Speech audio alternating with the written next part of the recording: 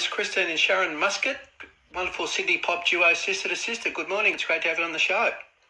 Good morning. Thanks so much for having us. Oh, absolute pleasure. Your wonderful new single, Nothing's Going to Bring Us Down Now, was released recently. Congratulations. The Muscat sisters have come back with an absolute beauty. Oh, thank you so much. It's really crazy to have new music out again and to be hearing people's reactions and that they like it. We're very excited. Yeah, it's great. Look, the song really has that instantly recognisable Sister to Sister feel about it. Super catchy. Can you tell us a little bit about the song, how it came about, the inspiration behind it? Yeah, well, I think anyone can really relate to it. For us, it is a love song, but it's mostly just about overcoming adversity and just being unapologetically who you are and being what you want to be and letting people say what they want to say and just forging forward with your own, making your own path and being your own person and being happy with that, which in a lot of different ways I'm sure people can relate to. Absolutely, yeah. Look, it's been a long time between releases for Sister to Sister, of course, 22 years in fact. Yeah, just a cool 2 decades. Yeah. But because we're sisters, we've still been doing stuff together the whole time. We haven't released original music, but we've actually released music for some of our students because we have a singing school called Sister2Sister School of Singing, so in Sydney, and we've done that for 18 years, and we've been doing a lot of backing vocals for other artists, and so it's like we've definitely been in the industry and still doing what we love to do. But yeah, it's very exciting to go back to what our original music that we did over 20 years ago, like you pointed out. Fantastic. Yeah, the official music video came out on the 2nd. I had a look on YouTube. Fantastic stuff. It looks like it was a lot of fun making the video. You certainly both look like you're really enjoying yourselves. Can you tell us a little bit about the idea behind the video and how it all came together? Yeah, sure. So look, the video is actually, the story is a bit hilarious to us because we basically, how all of this came about, us coming back in the first place after all these years, was we got invited to go out on tour with the boy band Five. And so with that we thought, well, let's put out some new music. We've always had, lots of songs that were unreleased that were written at various points over the years. And we thought, well, let's put this one out. We love it. It feels right for us right now. And then we thought, let's shoot a video. And basically the decision between putting out the song and shooting the video was the difference between Tuesday and Thursday. Right. So we actually shot the video on the Thursday, and then it was edited and ready on the Monday. So the theme behind it was just us quickly throwing it together and just being ourselves, really. There wasn't any time to come up with any crazy concepts or to do anything crazy. We just had to throw ourselves in front of the camera, be ourselves, have lots of fun. We went and hired a Mustang, which was awesome because we always wanted to drive one. So we were driving around the city having a blast with the music loud, and then we thought, well, this should be in the video. So we just jumped behind the wheel, and it was so much fun. And the director was David Mullen. He's a friend of ours, and he did such a great job with such a ridiculous time frame. Yeah.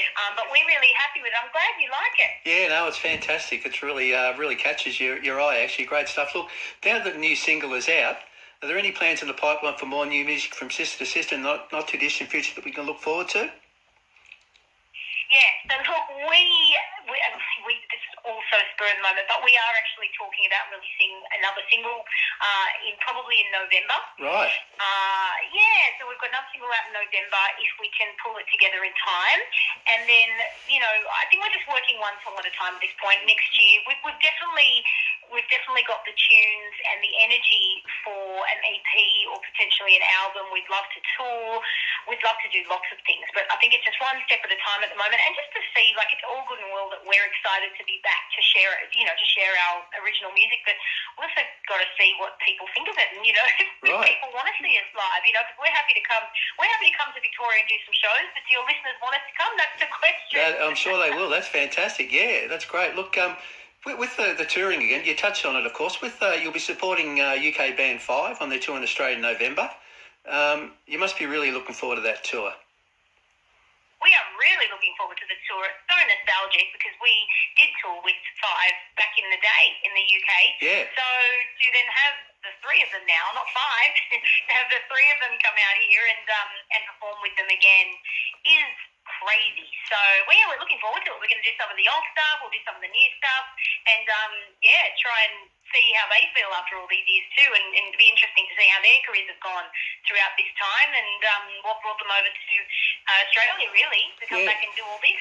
Fantastic. Look, and you mentioned it was 20 years ago that you last toured with them, and so I guess a type of reunion for you all. Yeah, it's pretty crazy. Yeah. I mean, we're not playing Wembley when they come out here, but we're going to have just as much fun. That's for sure. Yeah, look, I know you'll also be doing some touring with some other well-known artists in the not-too-distant future. Darren Hayes and Hugh Sheridan. Can you tell us about that? Yeah, so as part of us being singers this whole time, even though we weren't releasing our own originals, we've done a lot of behind-the-scenes singing, working with other artists. So whether that's singing on their records. So, for example, we did some backing vocals for Michael Bolton, and you can find us on his Symphony of Hits album. The backing vocals that are on there are actually us and a couple of other singers from overseas, and another Australian singer, Tash Stewart, who's no longer with us. So things like that we've done. So yes, upcoming we have a tour with Hugh Sheridan, which we're really looking forward to, and also a tour with Darren Hayes on his arena tour. So that'll take in Australia, the UK, and a couple of dates in the US. So very exciting, and to alongside that also be releasing our own music. It's sort of a bit of a dream, to be honest. Yeah, fantastic. Look, I read somewhere, and we sort of talked about it a little bit before, in a lot of people's eyes, Sister2Sister are actually back, but you both actually feel like you've never really been away. And, can you expand on this a little bit for us? You touched on the singing school and all that, because, you've been heavily involved in the music scene for that whole period, haven't you? Yeah, we're not much good at anything else, to be honest. Yeah, right. Well, I don't know what else we would have done. You're being modest. Yeah, we do. We really do. So I think for us, whether we're behind the scenes or in front of the camera, if we're singing, songs and playing music, especially if it's with other musicians and other singers, and to audiences that enjoy it, then we're pretty happy and settled. And that's probably why we didn't release new music sooner, because we're pretty content as long as we're singing. So yes, for us, over the last 20 years, we've had our singing school, which is in Sydney, but we do classes online, so we do see people from Victoria and all over the world. Yep. And that's called the Sister2Sister School of Singing. And then, we've also done all our stuff on TV and film, so lots of behind-the-scenes work, and now this as well. Yeah, look, and if we can go back a little bit, I know you did some TV stuff. You and Sharon, both of you were actually VJs on Australian Top 30 on MTV for a while there, of course. Yeah, after we kind of did the whirlwind tour promoting the album One, which was our first album, we did come back to Australia and kind of settled into kind of normal life again. And we were very excited to go into something different. We had our own TV show on MTV called the Australian Top 30. Yeah, I used to watch it. And love it. Oh, you did? Yeah. Oh, my Fantastic. God. Yeah, hi, I'm Chris, and I'm Sharon, and we are Sister2Sister, and you are watching the Australian Top 30. Great stuff. Yeah. Yeah, we love that. But I have to say, we do like TV and presenting and stuff. So I mean, that's also another thing that you'll probably see us doing at some point. Fantastic. Were you involved in some soapies as well? Yes. Yeah. I knew it. Oh, Anton's done the digging. Nobody. Well, I thought I'd better do my research. Nobody's ever asked that before. That's the first time. Christine, can you please tell Anton and his listeners about your special time on TV? Look, I came all the way from Lebanon just to take Jack at home and away, back to his family in Lebanon. So that was Daniel Imam. Yeah, I'm not even Lebanese, but Daniel Imam at the time was playing Jack, and I was his brother. I was his sister from Lebanon. And yes, I did about 2 weeks on the show. It was really daunting because I was 14, and as a kid, I watched Isla Fisher, and I watched all these Kate Ritchie and all these artists, actors on TV. So I was a fan. Like I remember getting in the cab at like 4 a.m. in the morning, and I'd have bleeding noses on the way there because I was so anxious. But then when I got there, I remember Isla Fisher. She was beautiful. She made me very comfortable, and I was just quite fine in summer days. I spent a fair bit of time actually looking at YouTube trying to find something, but where I could actually see a clip of you, but I couldn't find anything, unfortunately, but I'll keep digging. That is really annoying. Send us a link. If I'm going to start, this is Sharon, I'm going to start finding it too, and I would love to actually share that on all of our social media. Yeah, what a great idea. So that I can embarrass Christine. Because that is something that I have to say, 20 years ago, there wasn't really any social media. There was a club S2S, and you had to write in and we'd write back to you. Right. Whereas now, we have social media. We're on Instagram incessantly, so we're writing back to people all the time. And Christine's gotten into this lovely habit of posting embarrassing photos of me. So I think that Your turn. It's my turn, and I think I'm going to dig in the archives and find some Christine at Summer Bay, find a really embarrassing scene, and I'm going to post that. You've just made my day, Anton. You really have. Oh, I'm glad. Thank you. I'm pleased to do it. Look, with the we talked about the backup singers, and that's backup singers to Michael Bolton. I mean, that is absolutely fantastic. I've also got here Delta Goodrum. You did a tour with Delphin, I think 2016, was it around that time, where you're backup singer? Yeah. So you've made a bit of a specialty of being backup singers.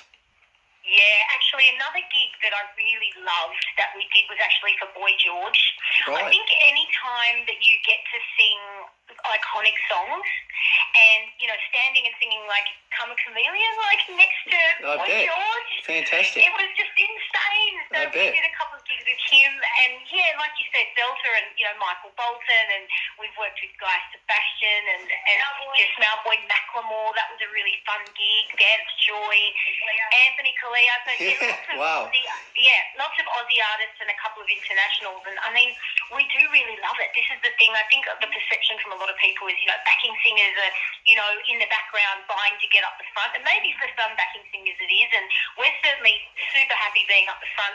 But maybe because we've been there, done that. I'm talking to Sharon here, mind you.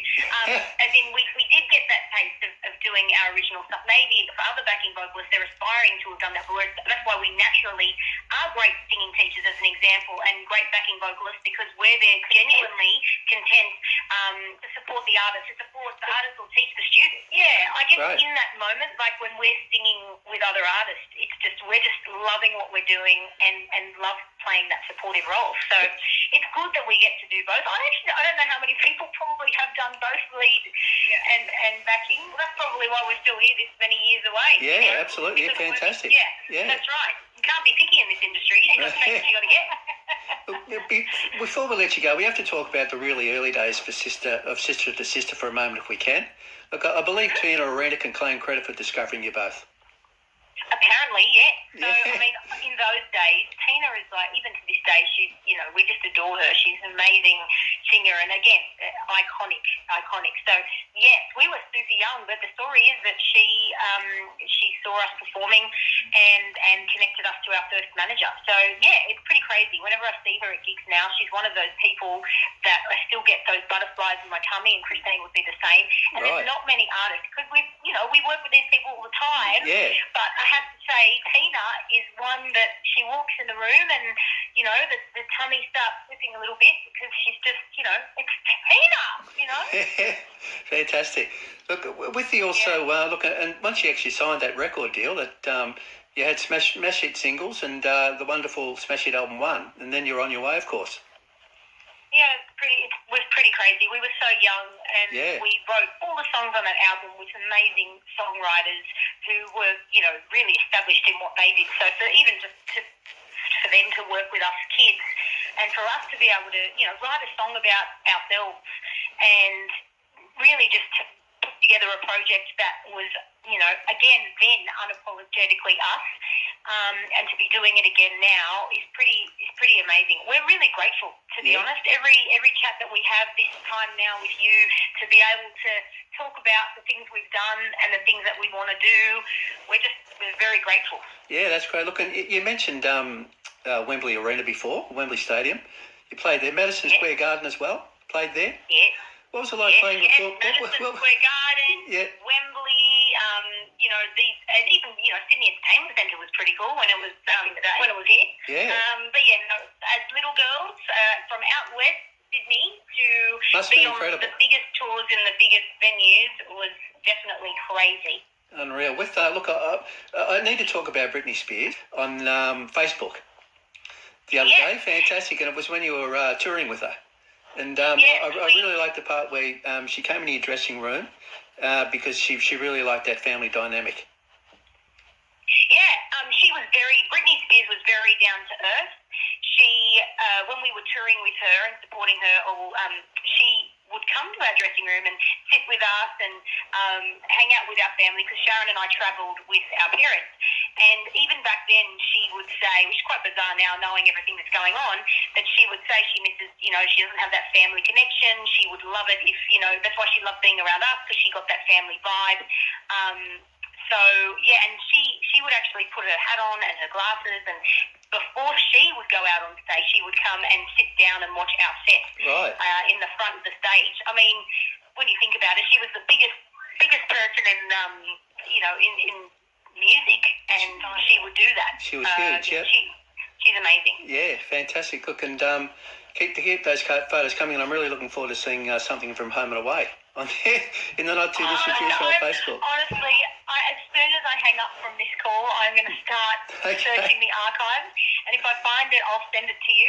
And great. Actually, you know what? I'll post it on our socials, on Sister2Sister Official on Instagram, and I will tag you, Anton, because great, thank you.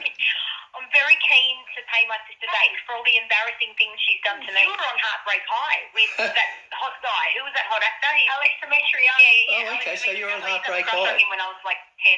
Yeah. Sharon was on Heartbreak High. I was on one episode. I was very young. Yeah, I had a much bigger role than Sharon did. But also, I was cute then in that episode. I was young and cute. You were in your awkward. They made me darker and hairier, and it was just really, if that's even possible. Heartbreak High, so I'll have to do a search for that as well, see if I can find that one. What have we started here? Fantastic. So thanks so much, Christine and Sharon, for joining us today. It's been an absolute pleasure. Thank you so much, and thank you for your support of our new single, Nothing's Going to Bring Us Down Now. We are so grateful for your support.